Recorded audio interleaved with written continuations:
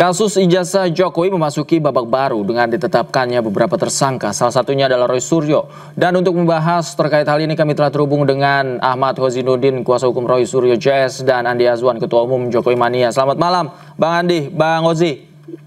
Malam Davi. Selamat malam, saya ke Bang Hozi terlebih dahulu. Bang Hozi, jadi akan datang nggak nih hari Kamis dan apa saja persiapannya? Baik, yang pertama soal data memang kami sudah memutuskan bersama tim bahwa ini panggilan biasa, panggilan seorang dengan status tersangka itu biasa saja, karena orang dengan status tersangka dengan waktu yang panjang tidak kemudian ada tindak lanjut hukum pun itu juga terjadi oleh Polda Metro Jaya, misalnya apa yang terjadi ada Firly Bahuri. Bahkan hari ini panggilan terhadap seseorang yang sudah inkrah terpidana dan itu sudah 6 tahun pun nggak ada masalah karena orang tersebut juga tidak diburu oleh aparat penegak hukum. Jadi kami kira ini bagian dari upaya kami untuk kooperatif karena ini panggilan biasa. Namun ada beberapa hal yang kami sayangkan dalam proses penegakan hukum di negeri kita yang kita cintai ini. Misalnya soal asas presumption of innocence. Dulu kita masih ingat betul ketika melihat keterangan pers dari penyidik, dari polisi begitu, mereka begitu hati-hati dan menjaga marwah orang yang masih dalam proses penyidikan. Misalnya mereka tidak pernah menyebut nama secara lengkap, hanya memberikan inisial terhadap nama-nama tersebut, terlepas publik juga sudah mengetahui siapa yang dimaksud. Namun hari ini secara telanjang Polda Metro Jaya nampaknya tanpa malu begitu menyebut nama secara sempurna, padahal dengan disebut itu seorang marwah kehormatannya bisa saja sudah dihakimi oleh opini publik begitu karena ada penyebutan nama, padahal proses penyidikan itu kan hanya salah satu dari tahapan yang panjang dalam proses penegakan hukum dan nanti menjadi putusan yang berkekuatan hukum tetap. Bahkan dalam perjalanannya pun proses itu juga bisa dihentikan, misalnya di SP3, di SKPP, dan seterusnya. Yang kedua, saya ingin tegaskan bahwa apa yang terjadi pada klien kami kan sebenarnya menegaskan, memang telah terjadi kriminalisasi. Dan memang dulu ada 3 klaster di saat pelaporan, ada klaster akademisi, ada aktivis, dan ada YouTuber atau media. Namun dalam proses penyelidikan dan penyidikan ternyata klaster media itu dihilangkan oleh penyidik dan memang tidak relevan karena orang hanya mempodcast seseorang kok bisa jadi terlapor begitu. Dan hari ini kita tahu ada 2 klaster pun ternyata yang didahulukan adalah klaster yang disasar. Sepertinya Saudara Jokowi dendam sekali begitu karena Roy Suryo, Tifa, dan juga Rismon yang masuk klaster akademisi ini didahulukan, padahal klaster pertama itu adalah para aktivis, yakni 5 orang yang memang sudah disebutkan. Begitu. Baik, saya ke Bang Andi. Bang Andi, katanya Pak Jokowi dendam sekali nih. Apakah dengan penetapan status tersangka ini kasus soal ijazah palsu akan tamat menurut Anda?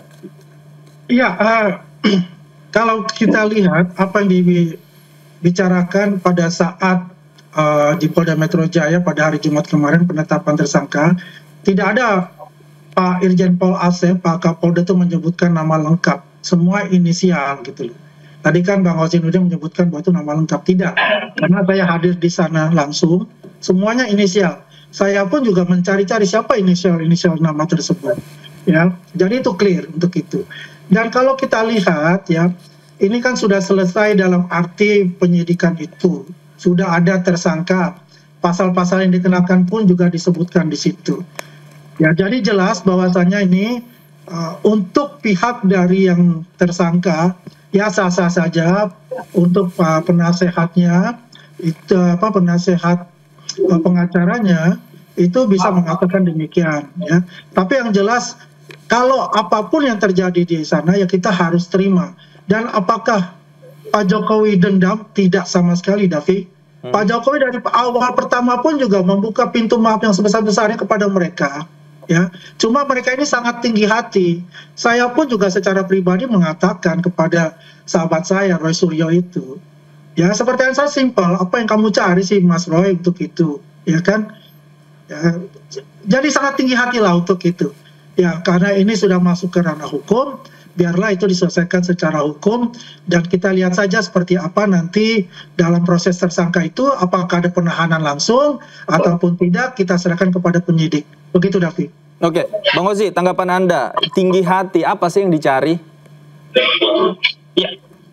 Ya, yang pertama nampaknya Bung Andi Azwan itu buta atau tuli atau setidaknya tidak menonton prolog dari program tayangan ini karena tadi update dari polisi terkait pemanggilan sudah dijelaskan nama-nama bukan inisial tapi lengkap sekali, juga dipanggil melalui 3 mekanisme. Saya kira ini yang menjadi kritik saya, dan saya kira pernyataan Bung Adi ini kelewat begitu. Nah, tapi saya ingin tegaskan memang dendam itu menjadi kesumat manakala Saudara Jokowi tidak mampu memaksa klien kami untuk bisa berdamai dan meminta maaf pada sesuatu yang tidak jelas dasar meminta maaf. Karena klien kami ini kan hanya melakukan penelitian, bahwa hasil penelitian itu tidak disukai oleh Saudara Joko Widodo, yakni kesimpulannya adalah palsu. Kesimpulan palsu itu dalam objek penelitian ilmiah juga kesimpulan atau nomenklatur yang biasa saja. Sekali lagi kami tegaskan bahwa seorang peneliti itu tidak pernah dia diperintahkan untuk berbohong. Dia hanya mengatakan apa yang hasil penelitiannya. Bahwa penelitian itu bisa benar, bisa keliru, itu hal yang lain. Tapi sayangnya objek penelitian utama yang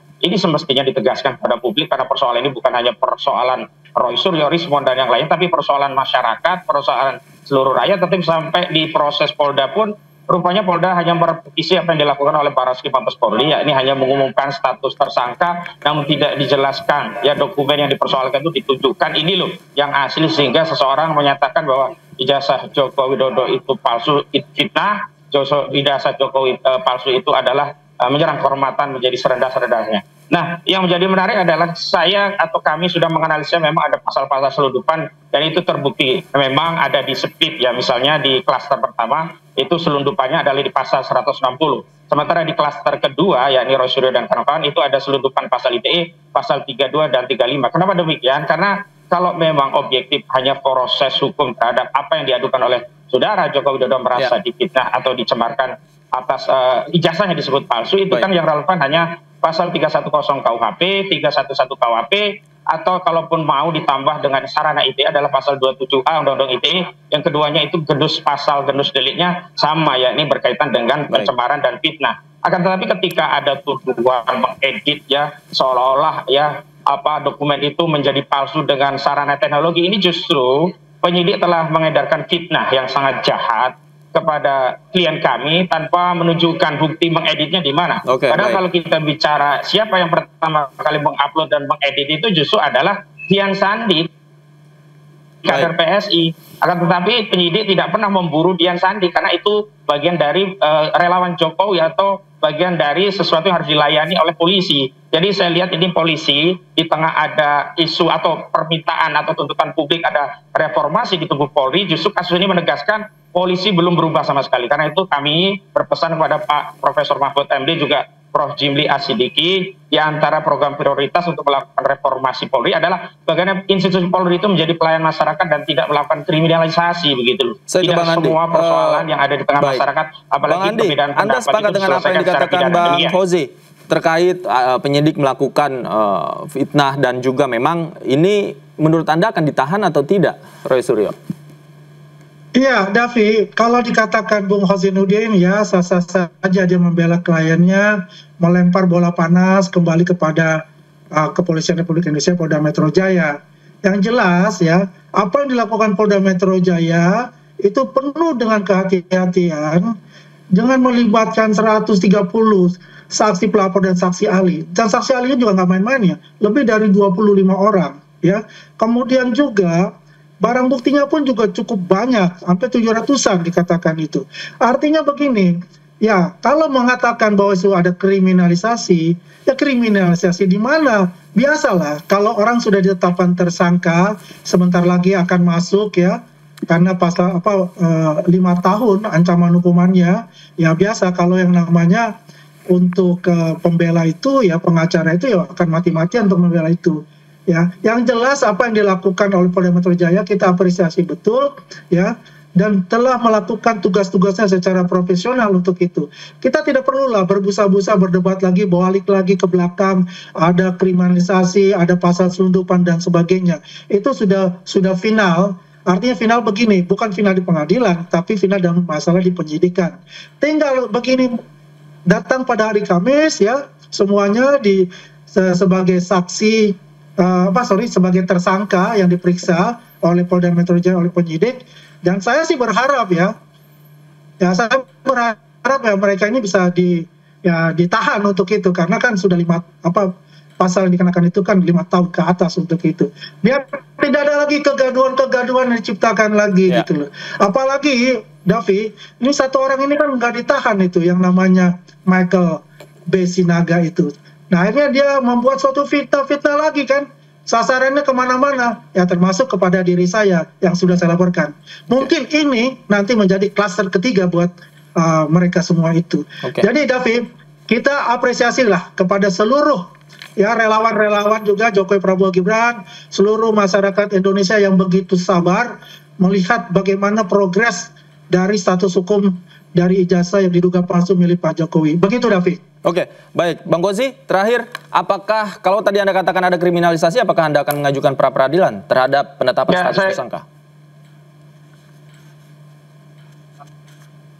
Opsi pra-peradilan masih kami pertimbangkan, tetapi kalau kaitannya dengan kriminalisasi justru bukan sejak ditetapkan sebagai tersangka, sejak awal kami tegaskan ini ada kriminalisasi, karena itu kami membentuk tim advokasi anti kriminalisasi akademisi dan aktivis. Ada hal yang perlu kami tegaskan lagi-lagi, kubu Jokowi itu merasa jika orang itu sudah ditahan, sudah dipidana, bisa dibungkam, seolah-olah tidak ada lagi ya daya kritis yang bisa disampaikan. Ingat loh kasus Bambang Tri dan Gus Nur, itu kan sudah divonis. Apakah vonis itu menghentikan masyarakat untuk bertanya soal ijazah ini? Apakah persoalan ijazah asli atau palsu ini berhenti di hadapan publik bahkan seluruh rakyat? Jadi jangan anggap dengan menetapkan satu tersangka apalagi melakukan penahanan itu bisa membungkam daya kritis masyarakat, karena persoalan yang sedang diteliti oleh Roy Suryo, Risma dan sebagainya itu bukanlah persoalan pribadi Roy, tapi juga ini berkaitan dengan persoalan publik, bukan hanya soal ijazah seorang tukang bakso ya atau tukang mie ayam. Ini adalah ijazah seorang yang pernah digunakan untuk menjadi calon presiden dan sudah menjadi presiden 2 periode. Jadi yang harus dijelaskan pada publik dan dituntaskan itu apakah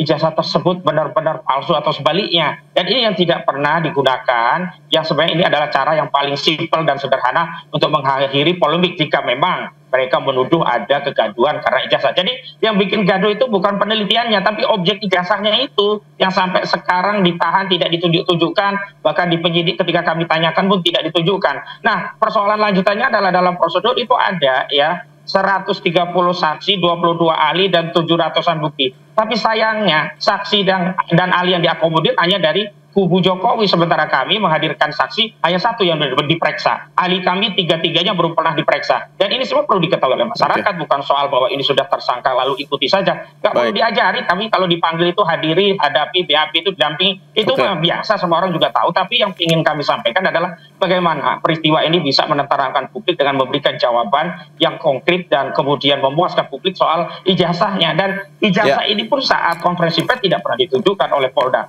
Jadi sekali lagi repetisi pemidanaan atau pembungkaman dengan cara memberikan sanksi hukuman pidana tidak akan menghilangkan daya kritis masyarakat. Oke, baik. Dan kita akan pantau terus perkembangannya seperti apa nanti hari Kamis terhadap pemeriksaan Mas Roy Suryo, dan masyarakat juga mengikuti kasus ini. Terima kasih Bang Kozi, Bang Andi Aswan juga terima kasih. Selamat malam Bapak-bapak, sehat selalu. Mari.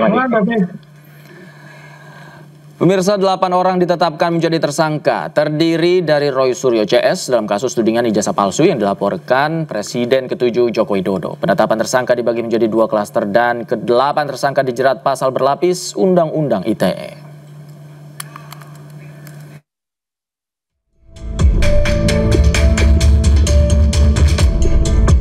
8 tersangka kasus tudingan ijazah palsu yang dilaporkan Presiden ke-7 Joko Widodo terbagi ke dalam 2 klaster. Hal ini diungkap Kapolda Metro Jaya, Inspektur Jenderal Polisi Asep Edi Suheri. Di klaster pertama ada 5 tersangka, yakni Egy Sujana, pengacara, Kurnia Tri Rohyani, aktivis TPUA, Damai Hari Lubis, aktivis TPUA, Rustam Effendi, aktivis, dan Muhammad Rizal Fadila, aktivis TPUA. Para tersangka dijerat pasal berlapis dengan ancaman penjara 6 tahun atau denda 1 miliar rupiah.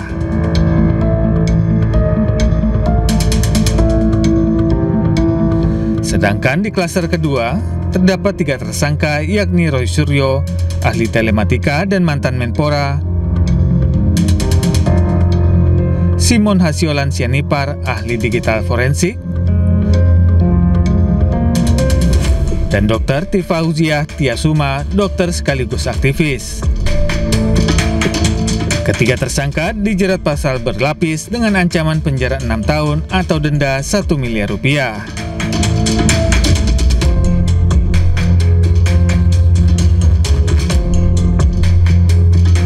Sebelumnya, Jokowi melaporkan sejumlah nama atas pencemaran nama baik buntut tudingan ijazah palsu. Dalam laporan tersebut, ada 12 nama yang dilaporkan. Kasus ini pun mencuat setelah Roy Suryo bersama beberapa pihak menggugat keaslian ijazah sarjana Jokowi dari Fakultas Kehutanan Universitas Gadjah Mada. Dari Jakarta, Tim Liputan iNews melaporkan.